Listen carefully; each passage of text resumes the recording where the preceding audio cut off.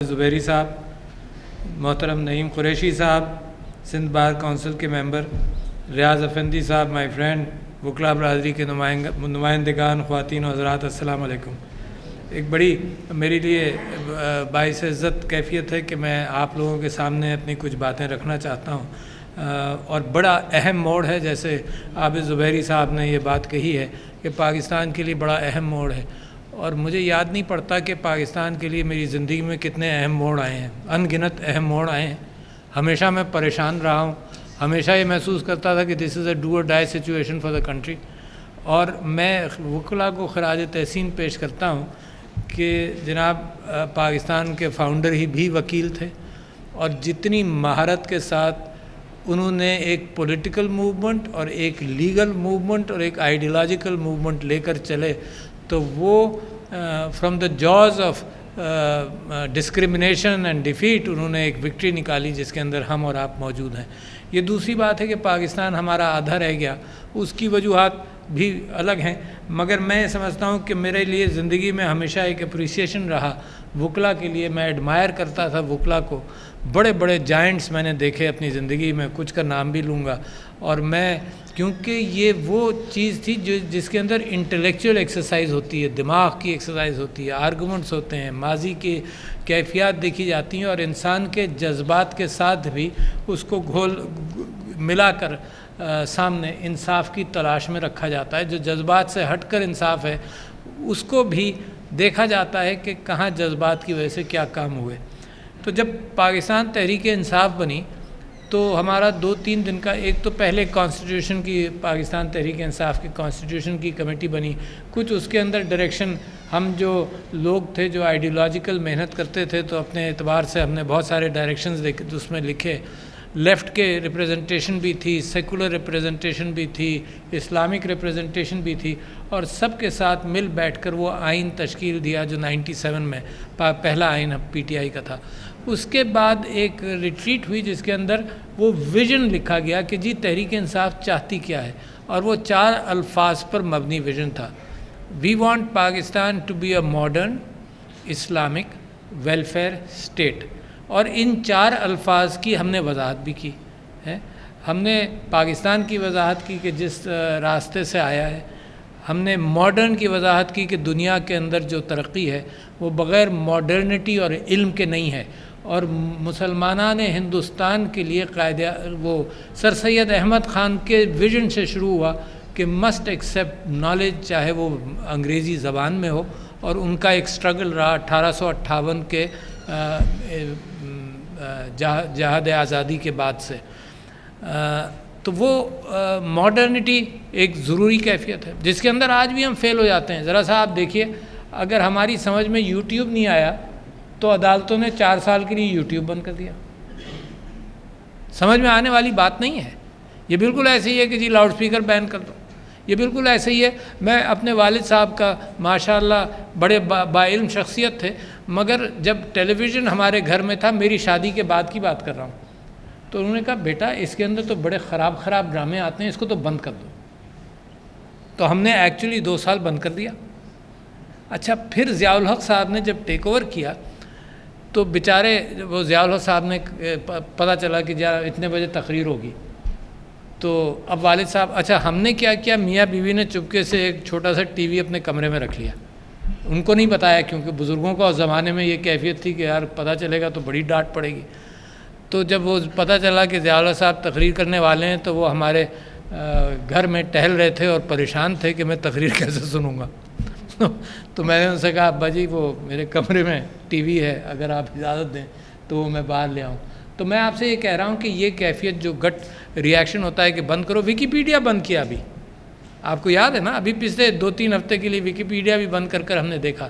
ہم social media کے حوالے سے بھی اتنے پریشان رہتے ہیں کہ پولیس والا بھیجتے ہیں اس گھر سے، چاہے وہ 150 فالوور والا بندہ ہو، بچہ ہو، اس کے گھر پولیس والا بھیجتے ہیں کہ اس کو روکو۔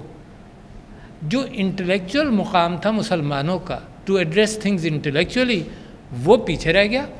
ڈنڈا، زبردستی اور آواز بند کرنا، یہ پتہ نہیں کہاں سے آیا اور کہاں سے چل رہا ہے، مسلسل ضد ہے کسی نہ کسی انداز سے کہ اس کو کیا جائے۔ تو بڑے بڑے وکیل جناب کیا بات ہے جناب. خالد اسحاق صاحب میرے، وہ عمران خان صاحب جب شروع کی ہماری تشکیل ہوئی تو کئی سال تک ہر تقریر میں کہتے تھے کہ دیکھو یہ آدمی سب سے زیادہ ٹیکس دیتا ہے، ایماندار دیانتدار وکیل ہے. اٹ واز ٹریمنڈس اپریسیشن کہ جناب خالد اسحاق صاحب. اے کے بروہی صاحب ماشاء اللہ.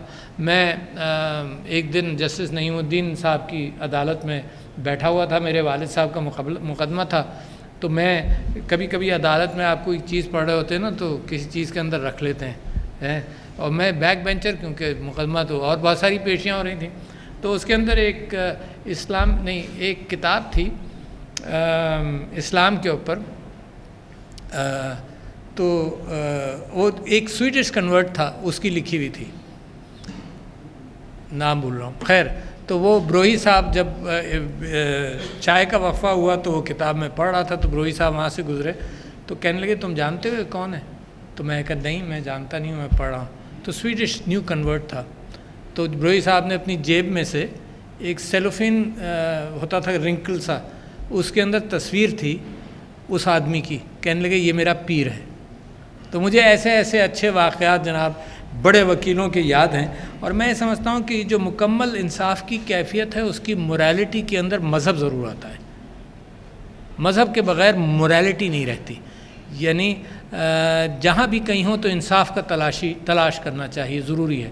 آپ یہ دیکھیے کہ جہاں پہلے تو ہم غم کی بات کرتے ہیں کہ یہ ہوا، یہ ہے پاکستان کے اندر، اس کے اندر آپ سے ذکر کروں کہ ATC اینٹی ٹیررزم قانون جو بنا، جیسا بھی بنا ہوگا، ہم ہی لوگوں نے ضد کی کہ ہر ہینس کرائم جو ہے وہ ATC میں ڈالا جائے. آپ کو یاد ہے کہ کوئی مرڈر ہو جائے گھناؤ نہ، ہم نے کہا جی ATC میں ڈالو جلدی فیصلہ ہوگا. اب کیفیت یہ ہو گئی کہ ہر سیاستدان کو ATC میں گھسیٹا جاتا ہے. یار مطلب دہشت گردی کی کوئی ڈیفینیشن ذہن میں تو ہونی چاہیے کہ کون دہشت گرد ہے کون نہیں. آپ کا بھائی when he came to the presidency اس کے اوپر مقدمہ چل رہا تھا ATC کورٹ کا، اور ایویڈنس کیا تھا کہ کسی پولیس والے نے کہا تھا کہ دھرنے کے دوران جو 2014 کے زمانے کا دھرنا ہے تو میں نے لوگوں کو گنز سپلائی کی اس دھرنے میں. اب آپ تصور کیجئے the president of Pakistan ATC court میں مقدمہ چل رہا ہے اور 2 سال تک چلتا رہا. یعنی میں ان جج صاحب سے سوال کروں کہ تمہیں خیال تو ہونا چاہیے تھا، کہیں انصاف کے لیے ضرور عدالت کے اندر کاغذات اور ثبوت ہوں، مگر جج بھی تو محسوس کر سکتا ہے کہ یار یہ کیسا blatant miss carriage of law ہے. تو میں نے اس بات کو چھوڑا. میں نے کہا جی میری امیونٹی ایک طرف رکھیں. I went to the court as president کہ جی اس کا فیصلہ کرو، ورنہ یہ لگا رہے گا میرے ساتھ، پیشیاں ہوتی رہیں گی. تو میں آپ لوگوں سے گزارش کرتا ہوں کہ دا اسپرٹ آف لا کے اعتبار سے میرے ذہن میں بہت ساری پریشانیاں ہیں، اور آپ کی محفل میں ذکر کروں اس سے زیادہ اور کہاں کر سکتا ہوں کہ یہ جو مشاورت کی کیفیت ہے یہ نئی نہیں ہے. یہ قرآن کے اندر تو آئی شورا بینہم، اس سے پہلے اور بھی آئی ہوگی. اللہ تعالیٰ نے اتنے نبی بھیجے. سقراط نے یہ کہا کہ جناب 3 چیزیں ہیں ضروری انسانوں کے لیے، اس میں سے ایک ہے مشاورت، ایک ہے ٹریڈ تجارت، اور ایک ہے تھائموس. تھائموس اس نے کہا پیشن، یعنی جذبات. کوئی چیز بنانے کے لیے، برقرار رکھنے کے لیے، پاکستان بنانے کے لیے، برقرار رکھنے کے لیے آج کی جو جد و جہد ہے جو نوجوان کر رہے ہیں وہ بھی بغیر پیشن کے نہیں ہوتی. یہ 3 چیزیں. تو فرانسس فوکویاما نے اپنی کتاب میں نے آج ہی ایک ریلیز کی، اور بڑا مزیدار واقعہ آپ کو سناؤں. میں ہر سال 10 کتابیں جو پڑھتا ہوں وہ ریلیز کی، تو میں نے آج اس کو ٹویٹ کیا. تو اب آپ یہ دیکھیے کہ جو سوشل میڈیا سے خائف رہتے ہیں ان کے لیے ان کو بھی میں یہ بات کہنا چاہتا ہوں کہ اس کے نیچے جواب کیا تھے. اس وقت جب بچے کے اوپر آپ ڈانٹ پھٹکار کر رہے ہوں، اس کو پوچھیں پھر کہیں کہ کھانا کھاؤ گے، کہ نہیں کھاؤں گا. تو جب میں نے یہ اپنی 10 کتابیں کیں تو انہوں نے کہا جی بڑے مزے آ رہے ہیں، کتابیں پڑھ رہے ہو حالات نہیں دیکھ رہے. ریئیکشن آف دا پیپل سارا بھرا ہوا تھا اسی بات سے. ریئیکشن آف دا پیپل، کیا بات ہے بھائی، تم مزے کیا کہہ رہے ہیں، پریزیڈنٹ صاحب مستی میں اور قوم کی پریشانی میں بیٹھی ہوئی ہے. تو ساری قوم کا فوکس پازیٹیو اینگل سے ہٹ جاتا ہے، اور وہ ہٹا ہوا تھا. آج ہی میں نے ایک اور عقلمندی کی یا بیوقوفی کی. آج 20 مئی ہے، 20 مارچ ہے، اور 20 مارچ کو عالمی منہ کی صحت کا دن میں نے عالمی ایسوسیشنز میں کوشش کر کے 2010 میں 20 مارچ طے کروایا تھا. تو میں نے 3 منٹ کا ویڈیو ریلیز کیا، آج ہی ریلیز ہونا ہے. اچھا، اس ویڈیو کے اندر میں نے حضور اکرم صلی اللہ علیہ وسلم کی 22 احادیث کا ذکر کیا، سب کچھ کیا، کہا کہ جی وہ مسواک یہاں رکھتے تھے اور اتنی مرتبہ مسواک کرتے تھے اور وغیرہ وغیرہ. اس کے اندر بھی لوگوں کا یہی جواب آیا، یار تمہیں اور کچھ نہیں سوچ رہا کہ دانتوں کی صحت کی بات کر رہے ہو، قوم کا حال دیکھو. تو میں اس نتیجے پہنچا کہ جب بھوکا ہو نا کوئی، اس کو کوئی ثواب، کوئی بات کریں، کوئی کچھ پوچھیں، وہ اس کا جواب ہوگا 2 روٹی. اچھا، مگر یہ جو ٹینشن پھر معاشرے کے اندر ہے، اس کو پہچانتے ہوئے میری اور آپ کی سب سے بڑی ضرورت کیا ہے، جس کا دونوں ہمارے سب بھائیوں نے یہاں ذکر کیا، یہ ہے کہ جمہوریت کی بنیاد چلتی رہے مستحکم. آپ کی جمہوریت کتنی پرانی ہے؟ 15 سال، 2008 سے کنٹینیوٹی میں نا. ورنہ تو کہنے کو تو آپ جمہوری ملک آپ جمہوریت سے بنے تھے، کیونکہ ووٹنگ بھی. پاکستان بنا ہی جمہوریت سے، شاید کوئی ملک جمہوریت سے نہیں بنا ہو، پاکستان بنا ہی جمہوریت سے. آئین آپ کا کیا کہتا ہے اس کی پابندی ہو، اور بڑا خطرناک ہے کہ انتخابات کو آگے کیا جائے. تو میں نے جو پہلا خط لکھا الیکشن کمیشن کو، اس کے اندر میں نے 2 مثالیں دیں، اور یقیناً آپ نے پڑھی ہوں گی، نہیں پڑھی تو میں آج آپ کو گوش گزار کرتا ہوں پھر سے. جو جمہوریت جس فارم میں دنیا میں آج کل ہے، 1 مین 1 ووٹ، اس کی انگلینڈ میں جمہوریت ہے، مگر وہ ایلیٹ جمہوریت تھی کہ لارڈز بنائے جاتے تھے اور وہ پارلیمنٹ کو چلاتے تھے. اور یہ 1 مین 1 ووٹ کا کانسیپٹ امریکہ سے کسی حد تک شروع ہوا. کسی حد تک میں آپ سے کہتا ہوں کہ کالوں کو ووٹ نہیں ملا. کالوں کو آدھا ووٹ 1964 تک تھا، ہاف اے ووٹ انٹل 1964. ذہن میں رکھیے گا، کوئی اتنی پرانی کیفیت نہیں ہے. مگر فی الحال دنیا کے اندر جمہوریت کے اعتبار سے ایک سٹینڈرڈ بیرر ہیں، اور کبھی وہ رجیم چینج بھی کرتے ہیں، کبھی وہ زبردستی لوگوں کو سمجھاتے ہیں کہ تمہارا سارا سسٹم خراب ہے، جمہوریت اپناؤ. اچھا، اور جمہوریت کے حوالے سے 1812 کے اندر امریکہ نے، میں نے خط میں لکھا چیف الیکشن کمشنر کو کہ ڈیٹ دو الیکشنز کی. تو 1812 میں امریکہ نے جنگ ڈکلیئر کی گریٹ برٹن کے خلاف. Please hear me out if some of you may not know this. 1812 میں جنگ کا اعلان کیا، جون یا جولائی میں. الیکشن ہونے تھے نومبر میں. تو جو انکمبنٹ صدر تھا، اس کو لوگوں نے کہا کہ جب تم اتنے بڑی دنیا کی طاقت سے جنگ کر رہے ہو اور سمندر میں لڑائیاں ہو رہی ہیں، تو تمہارے یہاں الیکشن تو نہیں ہو سکتا. اس نے کہا جناب الیکشن ضرور ہوگا. اس کے اندر کیا ہوا؟ الیکشن تو ہوا. آپ کو معلوم ہے، نہیں یاد ہوگا، واشنگٹن جلایا گیا، وائٹ ہاؤس جلا کر راکھ ہوا، کانگریس بلڈنگ جلائی گئی، مگر ایک جمہوری حکومت تھی. ٹھیک ہے، تو یہ پہلا انسیڈنس میں نے کوٹ کیا. دوسرا انسیڈنس کوٹ کیا 1862 میں 64 میں ابراہم لنکن نے سلیوری ختم کی تھی اور سول وار چل رہی تھی. اور سول وار میں لوگوں نے اس کو کہا کہ تم تو الیکٹ نہیں ہوگے، جب ملک آدھے ملک سے لڑ رہا ہے تو تم بھی الیکٹ نہیں ہوگے، الیکشن مت کرواؤ، الیکشن ہو نہیں سکتے. اس نے کہا الیکشن تو میں ضرور کراؤں گا اور اقتدار دے دوں گا جو آئے گا. اور الیکشن کے دوسرے دن اس نے وائٹ ہاؤس کے لانز میں ایک تقریر کی، and I quoted that in my letter to the election commission. اور اس نے کہا یہ کہ اگر میں ان ریبیلز کی بات مان جاتا، یعنی اس زمانے کے دہشت گرد، اگر میں ان ریبیلز کی بات مان جاتا تو میری بیٹل تو وہیں میں جمہوریت کی بیٹل وہیں ہار چکا ہوتا. تو لہٰذا آپ جانتے ہیں آپ کی تاریخ میں کہ جو 90 دن کے اندر انتخابات ہونے تھے اس کو 11 سال لگے. آپ جانتے ہیں کہ مصر میں کیا ہوا، آپ جانتے ہیں کہ ٹیونیشیا میں کیا ہوا. ایک مرتبہ جب آپ الیکشنز کو پوسٹپون کرتے ہیں تو بہت سارے آرگومنٹس مل جاتے ہیں. تو میرے دوستوں بھائیوں، میری آپ سے ایک بہت بڑی ریکویسٹ ہے، اور وہ ریکویسٹ یہ ہے اور میری خواہش ہے کہ پاکستان کو اس کیفیت تک نہیں آنے دینا چاہیے کہ جس کے اندر جمہوریت کو اور انتخابات کو سیٹ بیک ہو. Period. Don't fall into a trap جو وائلنس کا ٹریپ ہو. آج میں نے ایک ٹویٹ بھی دیکھی ایک لیڈر کی، عمران خان صاحب کی، جو مثبت تھی. انہوں نے کہا کہ جی یہ جو وائلنس کا ٹریپ ہے اس میں بھی لوگوں کو نہیں آنا چاہیے. ایک بڑا لیڈر ہے قوم کا، وہ بھی لوگوں سے کہہ رہا ہے. قائد اعظم نیور فیل انٹو وائلنس، اور ان کو برٹش سامراج نے کبھی وائلنس کی طرف فورس بھی نہیں کیا، اور انہوں نے ایک بیٹل لڑی، اور جو بیٹل سب سے بڑی مثال ہمارے لیے ہے. کانفلکٹ کو بھی ہمیں کم کرنا چاہیے. کانفلکٹ کا میں لوگوں کو بٹھانے کی کوشش کرتا ہوں، مگر آپ لوگ تو مجھ سے زیادہ واقف ہیں. میرے اپنے خاندان کے جھگڑے جو ہے نا، اس کے اندر سب سے بڑا پرابلم لوگوں کی ایگوز کا ہے.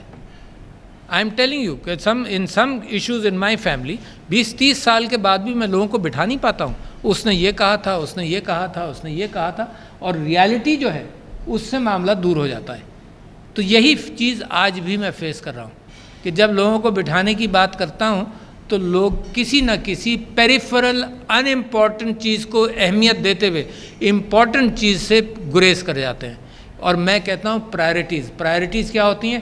خدا نہ خواستہ اس جگہ پر اگر آگ لگ جائے تو میری اور آپ کی سب کی پرائرٹی ہوگی کہ آگ بجھائیں اور کچھ جانیں بچائیں. یہی پرائرٹی ہوگی نا.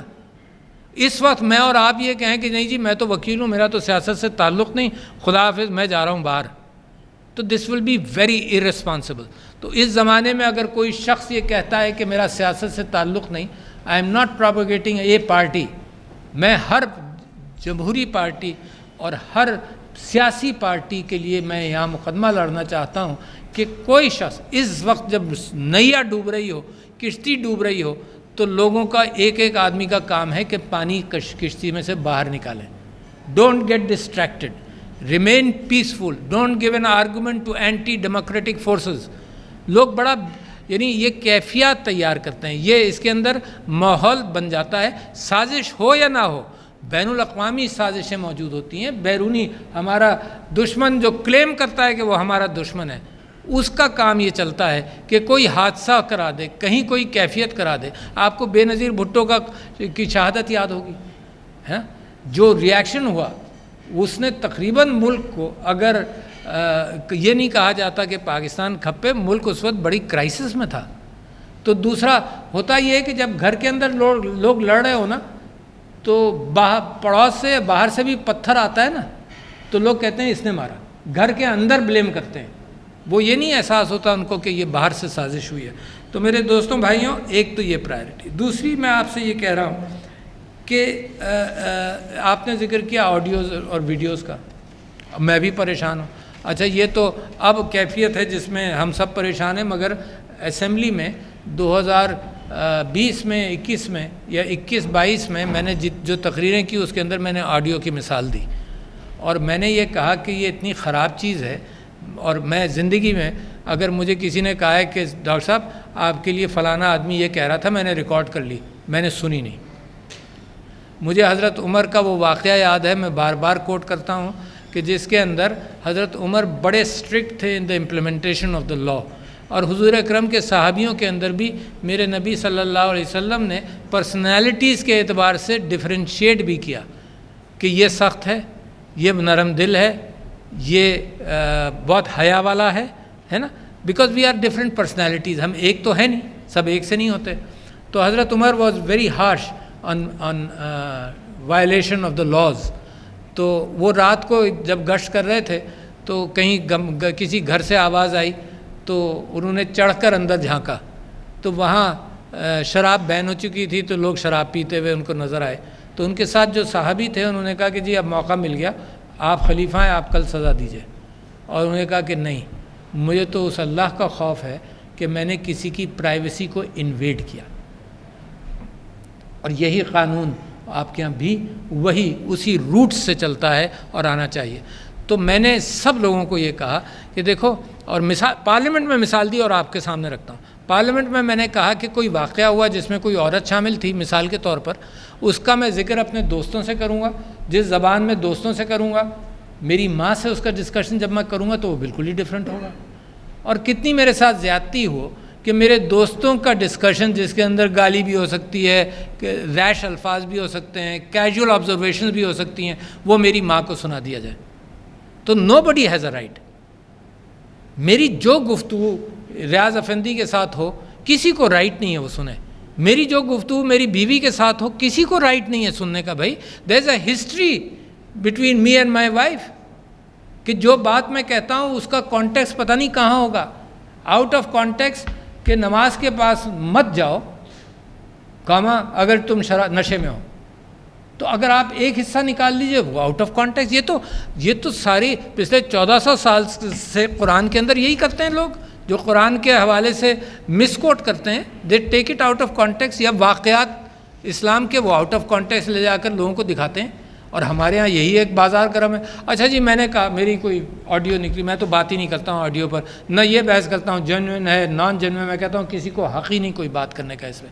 تو میں نے یہ کہا کہ ایک صاحب نے مجھ سے پوچھا ٹیلی فون پر کہ جی آپ اس کی تصدیق کرتے ہیں نہیں کر. میں نے کہا میں نے بات ہی نہیں کرنی. میں اس کو کہا کہ جی یہ بڑی بیہودہ حرکت ہے. اچھا مگر ہوتا کیا ہے؟ پھر میں نے ٹیلی ویژن پر کیا دیکھا اسی دن, اور دیکھتا رہتا ہوں مسلسل, ایک جج صاحب شاید سپریم کورٹ کے جج ہیں, وہ ریٹائرڈ جج بیٹھے ہوئے تھے. انہوں نے کہا جی بالکل ہی غلط چیز ہے. میں بڑا خوش ہوا کہ بھائی he is going in the right direction. انہوں نے کہا بالکل غلط چیز ہے مگر جناب کنٹینٹ دیکھا جائے. وہیں آ گئی بات. بھئی اگر تم کنٹینٹ دیکھ, ایک ایلیگل چیز, ایک غلط چیز جس کا کوئی تک نہیں بنتا, جس کو کسی کو نشر نہیں کرنا چاہیے, جو میری ذاتی گفتگو کسی کے ساتھ بھی ہو, اس کا کوئی رائٹ نہیں ہے کسی کو, اور آپ کہ نہیں جی اس پر کنٹینٹ پر بحث ہونی چاہیے. تو you can't have both these, you can't have the cake and eat it too. یعنی اصولی بن کر بنو بھی اصولی, مگر وہ ہوتا ہے نا کہ میں آپ کی بڑی عزت کرتا ہوں, اور پھر مگر ہو کر جب آپ شروع ہوتے ہیں نا تو اس کے اندر عزت بھی ایسی تیسی میں پھیر دیتے ہیں آپ ہیں. میں آپ کی بڑی عزت, یہ بہت عام گفتگو میں لوگ کہہ دیتے ہیں جس کے خلاف بات کرنی ہو, جنہیں میں آپ کی بڑی عزت کرتا ہوں, یہ تو میرے بڑے محسن ہیں, مگر پھر لگا دیا اس کے اوپر بہت ساری چیزیں. تو لہٰذا میں بڑی اہمیت دیتا ہوں اس بات کی. تو biggest struggle today for Pakistan is continuation of your democracy. Whatever sacrifices have to be made, these are much cheaper sacrifices. بہت کم سیکریفائس ہے بمقابلے اس کے کہ ایک آزاد ملک کی طرح آپ جئیں. اتنا ٹریمنڈس پوٹینشیل آف پروگریس ہے, مگر آپ یہ دیکھو کہ یہ غلطیاں کرتے کرتے ہم کہاں جا رہے ہیں. میں مسلسل لوگوں کو کہتا ہوں کہ تازہ شمارہ اکانومسٹ کا آپ دیکھیں, اس میں بنگلہ دیش کا ذکر ہے. اور آپ کو مثال دیتا ہوں, بنگلہ دیش وہ تھا جس کو آپ نے کہا کہ یار یہ تو بیگیج ہے, دنیا نے کہا یہ باسکٹ کیس ہے.